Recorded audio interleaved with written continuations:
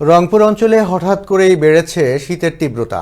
ঘন কুয়াশা, হিমেল হাওয়া আর সূর্যের অনুপস্থিতিতে বিপর্যস্ত জনজীবন। বেশি বিপাকে পড়েছেন খেটে খাওয়া ও হতদরিদ্র মানুষরা। শীতের প্রভাব পড়ছে কৃষি ও স্বাস্থ্য খাতেও। রংপুর থেকে প্রতিনিধি মাহফুজ আলম প্রিন্সের প্রতিবেদনে দেখুন বিস্তারিত।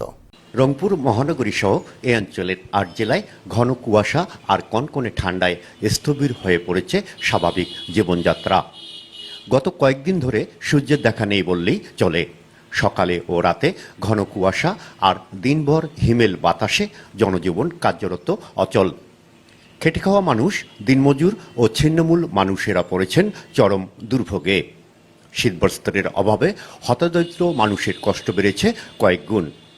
শীতের প্রভাব পড়েছে স্বাস্থ্য খাতেও। রংপুর মেডিকেল কলেজ হাসপাতাল সহ বিভিন্ন স্বাস্থ্যকেন্দ্রে শীতজনিত রোগীর ভিড় বেড়েছে।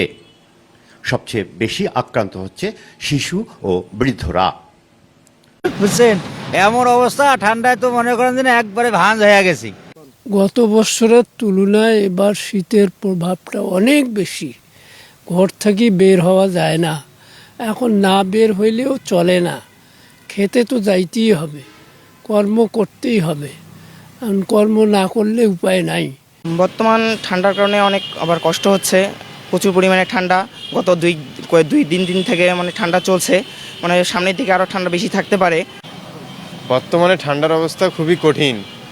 বিগত দুদিন থেকে আমাদের এখানে যে ঠান্ডা পড়তেছে, জনজীবনের যা অবস্থা, যেমন আমরা স্টুডেন্ট, বাসা থেকে আসতে অনেক দেরি হয়ে যায়, গাড়ি পাওয়া যাচ্ছে না, যে কষ্ট হচ্ছে। আবার বর্তমানে তাপমাত্রা 10 থেকে 12 ডিগ্রির মধ্যে রয়েছে। জানুয়ারি মাসে এই অঞ্চলে একাধিক শৈত্যপ্রবাহ বয়ে যাওয়ার আশঙ্কা রয়েছে বলেও জানান আবহাওয়ার এই কর্মকর্তা।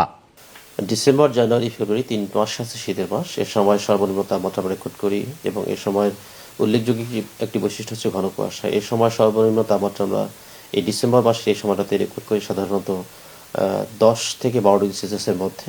এখন যে অবস্থাটা বিদ্যমান রয়েছে, গত এক সপ্তাহের রেকর্ড যদি আমরা খেয়াল করি, এ সময় সর্বনিম্ন তাপমাত্রা ভেরি করেছে 13 থেকে 14 ডিগ্রি সেলসিয়াসের মধ্যে এবং সর্বোচ্চ তাপমাত্রা ভেরি করেছে 24 থেকে 26 ডিগ্রি সেলসিয়াসের মধ্যে। ঘন কুয়াশা, তীব্র ঠান্ডা আর শীতবস্ত্রের অভাবে রংপুর অঞ্চলের সাধারণ মানুষ আজ চরম দুর্ভোগে। আর এই তীব্র শীতে অভাবী মানুষদের পাশে দাঁড়ানোর জন্য সরকারি ও বেসরকারি উদ্যোগের এখনই প্রয়োজন, এমনটাই মনে করছেন স্থানীয়রা। মাহফুজ আলম প্রিন্স, আনন্দ টিভি, রংপুর।